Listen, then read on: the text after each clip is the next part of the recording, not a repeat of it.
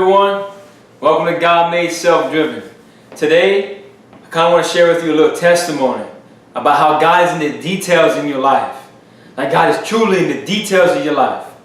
If you've been following God Made Self-Driven, you know about 3 or 4 months ago, I did a shirt for a young man that passed away, Sawyer Adams.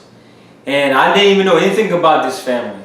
But the Lord at that time moved me to go to this funeral, and when I was there, I got touched by the homily, I got touched by the family's witness of how strong they were. And the Lord said, why don't you make a t-shirt for them? So I made a t-shirt for the family. Then he told me to make a t-shirt for the community from the blessing of the family. And I did that, and I don't know why, but he moved me to do that, and it was great for everyone. But then 2 or 3 months passed in my life, then my life started changing. Now listen, I have a blessed life. I've never gone hungry. I've always had shelter, and I always had transportation, so my life wasn't terrible. But it was a season in my life where spiritually I was being stretched. Personally, things were changing in my life that I was not expecting. Career-wise, God was telling me to do something in faith that I never thought He would ask of me. So it was just one of those times where I just wanted to sleep. Like my mind just couldn't take some of these things. Like I just wanted to sleep, guys. I don't know if you've ever been in a season like that, but I just wanted to shut my brain off and go somewhere else. And through all that, through all these changes in my life, I'm trying to get my master's degree in theology and Christian ministry. And some of these graduate level courses are hard. So I'll never forget, with all these things going on in my life, my personal changes, God stretching me spiritually and mentally and emotionally, just being conflicted with so many thoughts and emotions. I had a 3,000 word paper due. Okay, I had a 3,000 word paper due on like a Monday or Tuesday night. And it was 30 minutes away from its due date, and I had 1,000 words left.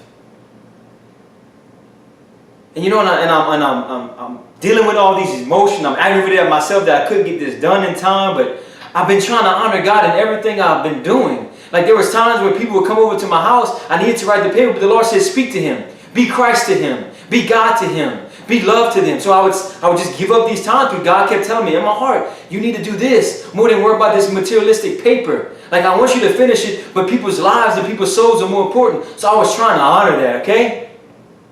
But again, 30 minutes left, and I had 1,000 words done, need to be done. And then I get this message. I get this text message from this lady in the community. She said, I think this is for you. And it was a message from heaven. And I really mean that when I say that. It was a message from heaven. It was a letter by Sawyer alums. Yes, it was a message by Sawyer alums. A letter that he wrote, I guess sometime before he passed away, to one of his friends in school. But the mom says, I believe it's for you too, Dust. So she sent it to me, and this is what it read. It read, Sawyer alums was here. Remember, God first. God first, Dust. God first. Fear is not real. ... And then he added, God made self-driven.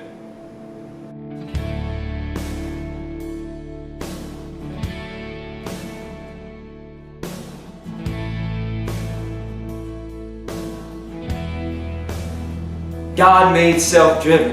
Guys, like I told you, I've never said a word to this young man. I've never met his family. I never met his brother at that time. I knew nothing of this. But somehow, God made self-driven, touched his life. Somehow, God made self-driven, made an impact on his life. And somehow, the Lord used that through a letter months after he passed away to give me hope, to remind me, hey, Dust, I don't care what you're going through. Put God first, and I'm going to take care of the rest. And this little voice of fear, you need to kill it, because that's of Satan. That's of the evil one. And I created you for so much more. I claim victory once I resurrected. You don't need to worry about fear. Just put me first, and I'm trying to show you I'm here and I'm working in your life. I'm working through the details. I'm the one that moved you to that funeral. I'm the one that moved you to make those shirts. And I'm the one that has allowed this young man to move this letter into your life at the perfect time of your life.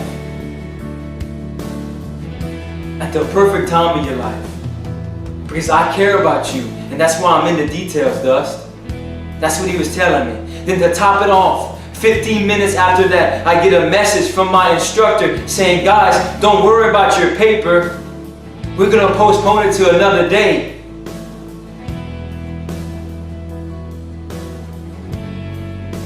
Guys, God's letting me know life is so much bigger than what I think it is. That I need to walk into faith. I need to walk into faith about what He's challenging me to do.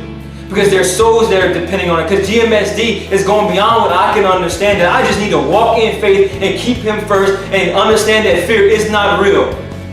And everything's going to happen. So guys, understand that He wants the same thing for you. God loves you. So He's going to be in the details of your life. You just have to be open to it. And remember, God's plan for you is God's love for you. Remember, God's plan for you is God's love for you. Take that to heart.